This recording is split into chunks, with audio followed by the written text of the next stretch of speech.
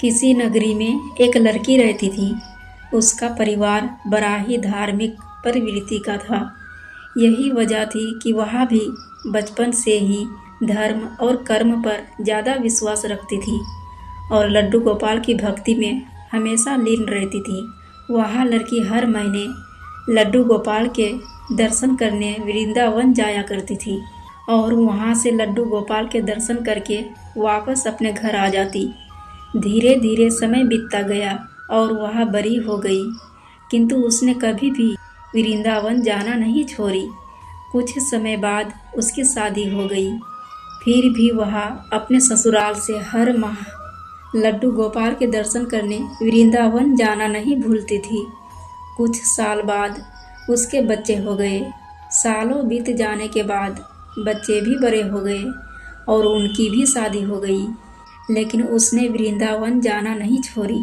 उसे चलने फिरने में बहुत परेशानी होने लगी थी, जिसके कारण कुछ साल बाद वह वृंदावन गई और वहाँ से लड्डू गोपाल की एक मूर्ति ले आई और घर में ही उसकी पूजा करने लगी। एक दिन की बात है, पूजा करने के बाद उसने अपने बहू से कहा, बहू जरा मेरे लड्डू गोपाल की मूर्ति को कमरे में रख दो। बहू ने सास के हाथ से मूर्ति ली और कमरे में जाकर रखने लगी। तभी अचानक गलती से मूर्ति बहू के हाथों से छूट गई।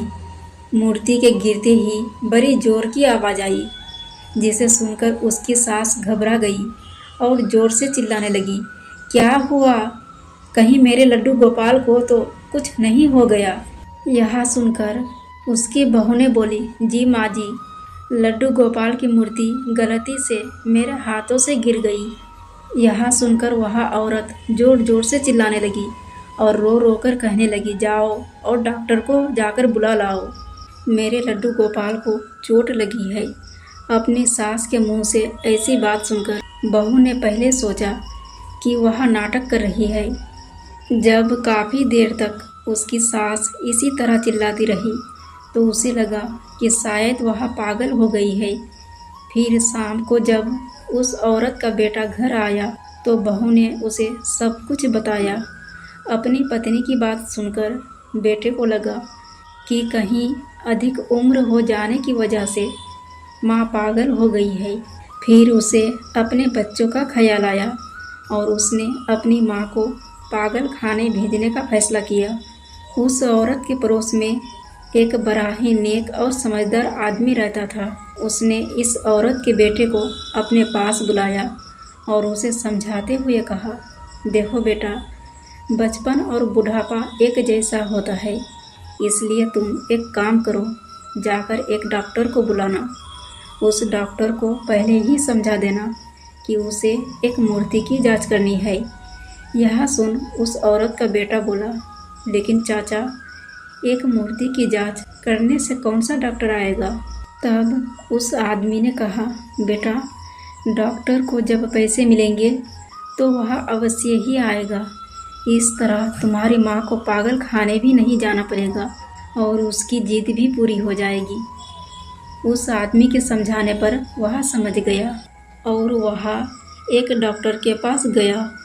डॉक्टर को उसने सारी बात बताई। पहले तो डॉक्टर को लगा कि कौन सा पागल उसके पास आ गया है। उसके बेटे ने डॉक्टर को कहा कि डॉक्टर साहब, आपको कुछ नहीं करना है, बस मेरे घर जाकर मूर्ति की जांच करना है और बस इतना कहना है कि इस मूर्ति में अब कुछ नहीं बचा है, ताकि मेरी माँ को तसल्ली मिल जाए। इसके बदले आपको जो भी फीस होगी वह मैं दे दूँगा। यह सुनकर डॉक्टर राजी हो गया। अगले दिन सुबह सुबह वह डॉक्टर उस औरत के घर आया और आते ही बोला, माँ, कहाँ है तेरा लड्डू गोपाल?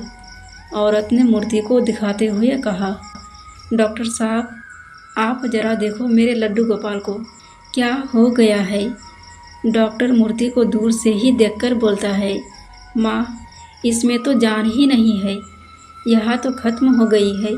यह सुनकर औरत को गुस्सा आ गया।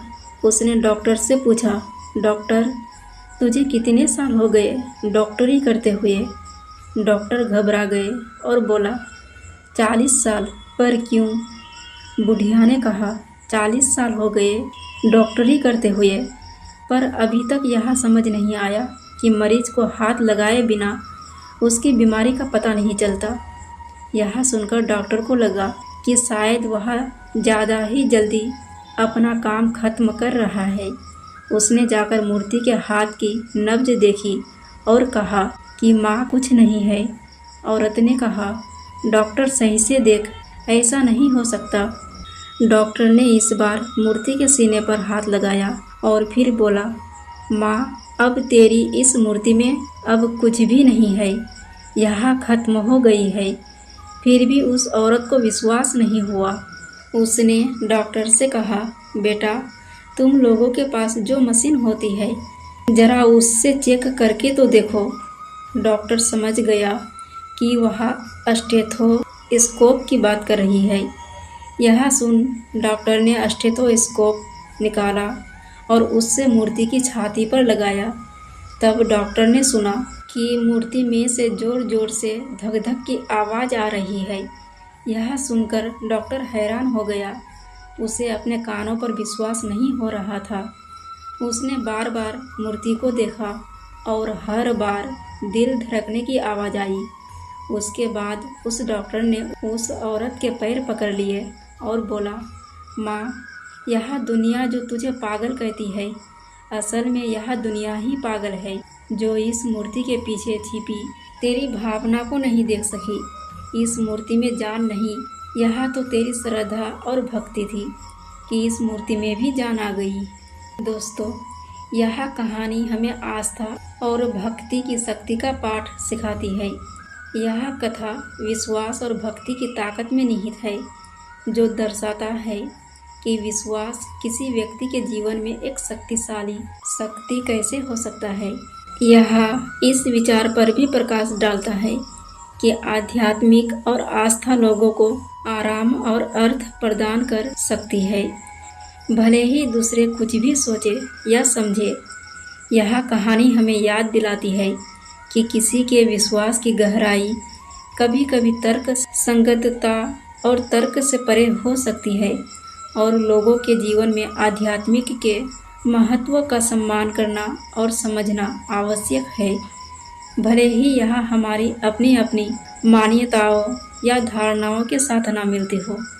कौन कहता है कि प्रभु के दर से मांगने वाला गरीब होता है? जो एक बार प्रभु के शरण तक पहुंच जाए वो सबसे बड़ा खुश नसीब होता है। भक्ति केवल भाव से होती है। एक एहसास है भक्ति जो हृदय से होकर विचारों से आती है और हमारा प्रेम परमात्मा से जुड़कर रिश्ते में बदल जाता है। यह भक्ति भाव का सागर है। फिर मिलेंगे दोस्तों अगली कहानी के साथ। खुश रहना और हमेशा मुस्कुराते रहना। वीडियो देखने के बाद वीडियो को लाइक और सब्सक्राइब करना भी मत भूलना। तब तक के लिए जय श्री कृष्णा।